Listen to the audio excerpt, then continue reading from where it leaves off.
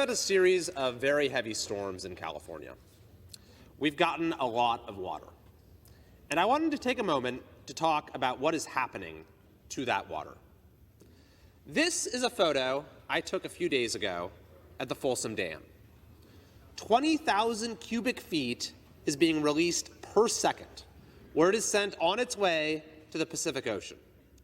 That staggering amount of water is not available to California farmers, businesses, or residents.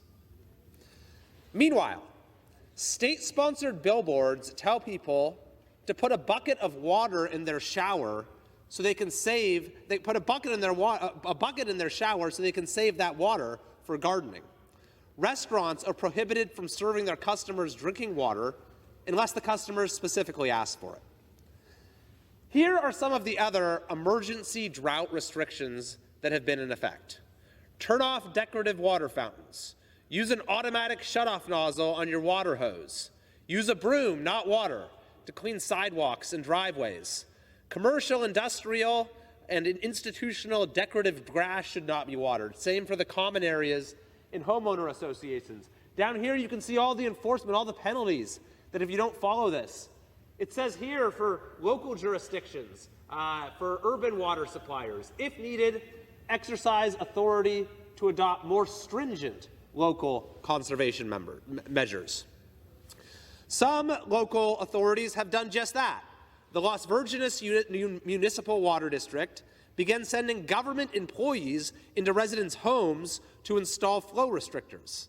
Once installed, you're also barred from watering anything outside, and you're not able to use two appliances needing water at once. One resident said you have to take what's called a Navy shower, 2 minutes.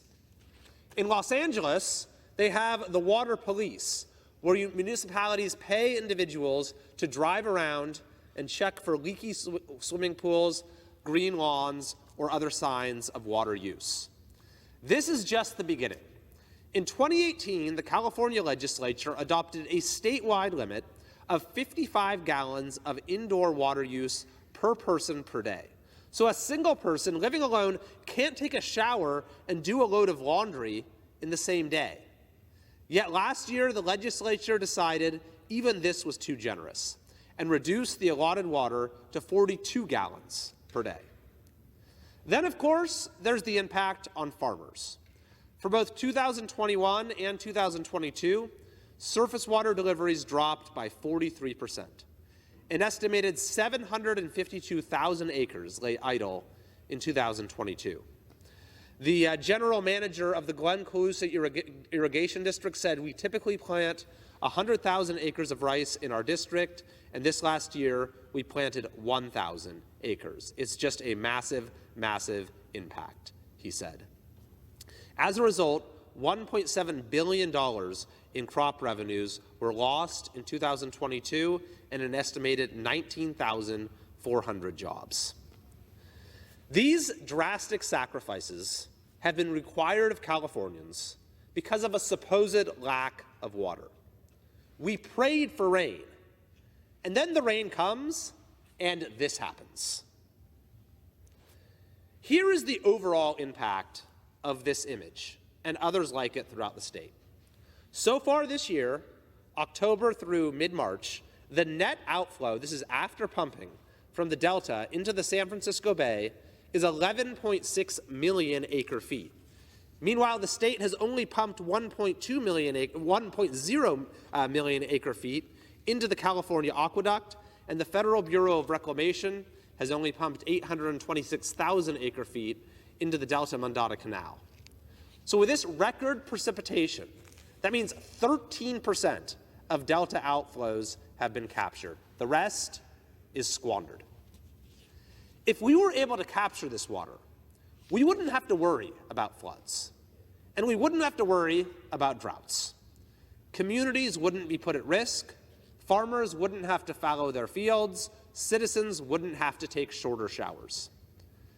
The reason we aren't capturing it isn't because this water is somehow inherently elusive. It's because there's simply no place to put it. California has not seen a new water storage project in at least 30 years.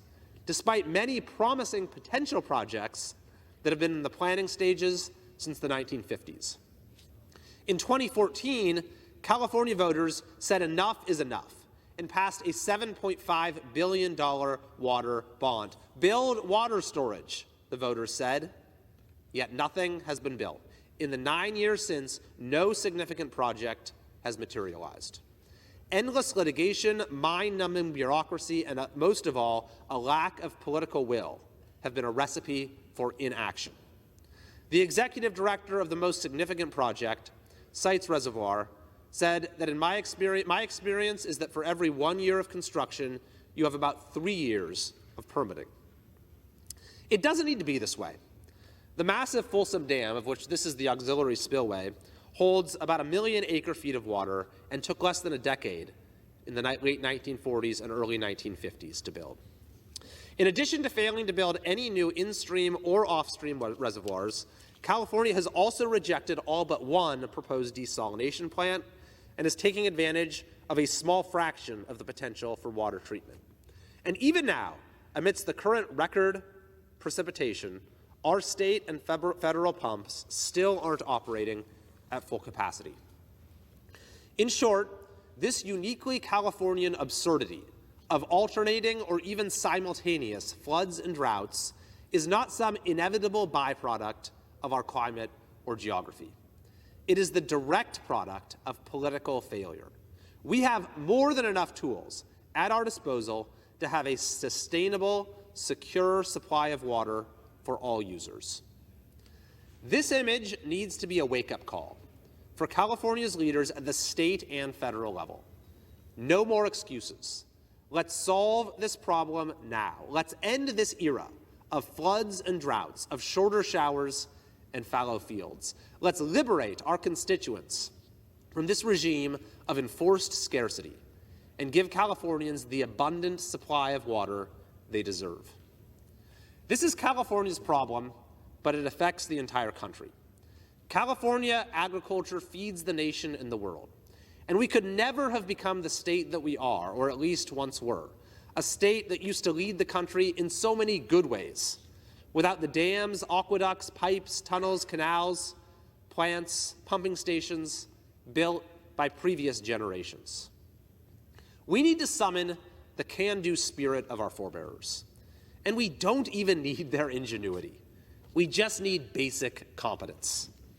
Effective water management was indispensable to California's 20th century rise and is just as indispensable to reversing its 21st century decline.